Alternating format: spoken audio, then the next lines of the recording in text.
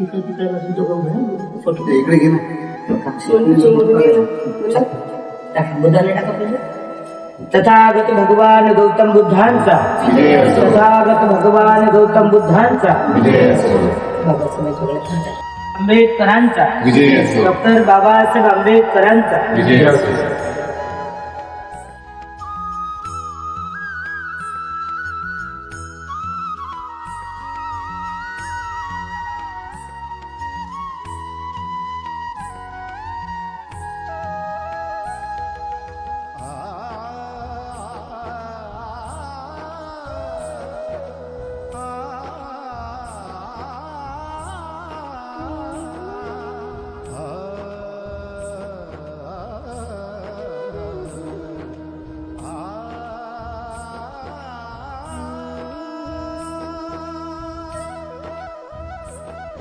आपल्या जीवनामध्ये अतिशय तडजोड असतात.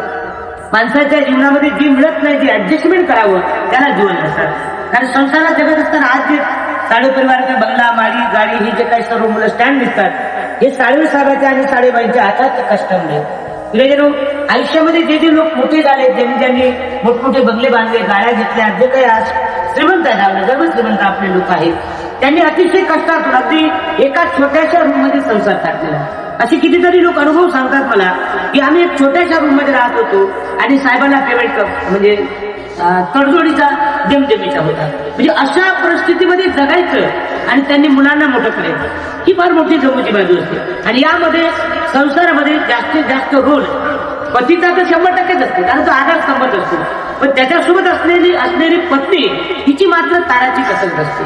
तिला तेवढ्यामध्ये पेमेंटमध्ये संसार चालवायचा आणि संसार चालवून सासरचे लोक आणि माहेरचे लोक या दोन्ही लोकांना माझं म्हणून सांभाळायचं, ही मात्र तिच्या जीवनातली ताराची कसरत असते. आयुष्यामध्ये भगवान बुद्ध म्हणतात, ज्या स्त्रीने, ज्या मुलीने, ज्या लेडीजने पतीचं नातेवाईक आणि स्वतःचं नाते या दोन्ही परिवाराला जर जमतेम समान मानलं तर त्या कुटुंबात मला असं वाटते 90% नव्हे तर 100% वाद होत नाही, भांडणच होत नाही.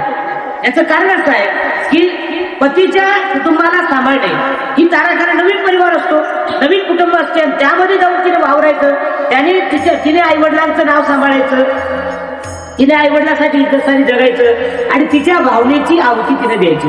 कारण आयुष्यामध्ये लग्न म्हणजे काही साधी गोष्ट नाही. भगवान बुद्ध म्हणतात, बाबासाहेब म्हणतात, लग्न हा मोठा संस्कार असतो आणि त्या संस्कारात ती लेडी जेव्हा जगते, जेव्हा ती त्या संसाराची बाजी लावते, संसारामध्ये आईवडिलांचं नाव कमावण्यासाठी, कुटुंबाचं नाव कमावण्यासाठी, आपल्या समाजाची इज्जत कमावण्यासाठी तिला तिच्या बऱ्याचशा भावनेची त्याग करावा लागतो. मला असं वाटत नाही की या जगामध्ये अशी कोणतीच लेडीज आहे की तिच्या 99% इच्छा पूर्ण झाली. काही टक्के तिच्या इच्छा पूर्ण होतात. म्हणजे साडी म्हणा, घर म्हणा, बंगला म्हणा, मुलगा म्हणा, सून म्हणा, दागिने म्हणा, मला नाही असं वाटत की कुठल्याच या जगात, मी महाराष्ट्रातली औरंगाबादची नाही म्हणत, या जगातली एक अशी कोणती लेडीज नाही की तिच्या इच्छा पूर्ण झाल्या. आणि जगातला असं कुठला व्यक्ती नाही की त्याला म्हटलेल्या संपूर्ण इच्छा त्याच्या पूर्ण होतात. भगवान बुद्ध म्हणतात, त्यालाच मानवी जीवन म्हणतात. जेव्हा इच्छा पूर्ण होत नाही त्यालाच मानवी जीवन म्हटलं पाहिजे. आणि जे जे लोक ऍडजस्टमेंट करतात, ऍडजस्ट म्हणून जीवन जगतात, संसारात कुटुंबामध्ये पती आणि पत्नी हे जे नातं आहे, हे संसाराच्या जसे भगवान बुद्ध म्हणतात, मनोकुभं गमादमा मनुष्यता मनसाचे परुत्तेन भासतिवा करोतिवा तथोन दुःखमन वेती. माणसाचं मन चंचल आहे, वाऱ्याच्या दुप्पटनं वाहणार आहे आणि या दुप्पटनं वाहणाऱ्या मनाला सावरण्यासाठी जसे बैलगाडीला जुंपलेले बैल असतात आणि त्या बैलाच्या पायाचा पाठला त्या गाडीचे चाकं करतात, तशाच पद्धतीने आपण केलेले कर्म आपला पाठलाग करतात. अर्थात आपण तुम्ही इथं जरी बसला असेल तरी मनात विचार आले की ती मन घरी जाते, मनात विचार आले की आपल्या मुलाकडे जाते, मनात विचार आले की बाहेर जाते, मन रमलं नाही तर ते कुठेतरी भटकत राहते. अशा मनाला, चंचल मनाला सावरण्यासाठी भगवान बुद्धांचा एकमेव मार्ग आहे आणि त्या मार्गाचं अवलंबन करण्यासाठी आपल्या बैलगाडीचे 2 चाकं जसे असतात, त्याला 2 बैल लावलेले असतात, तशा पद्धतीने मानवाचं जीवन आहे, संसार आहे. त्या संसाराला 2 जे चाकं आहेत, पती आणि पत्नी.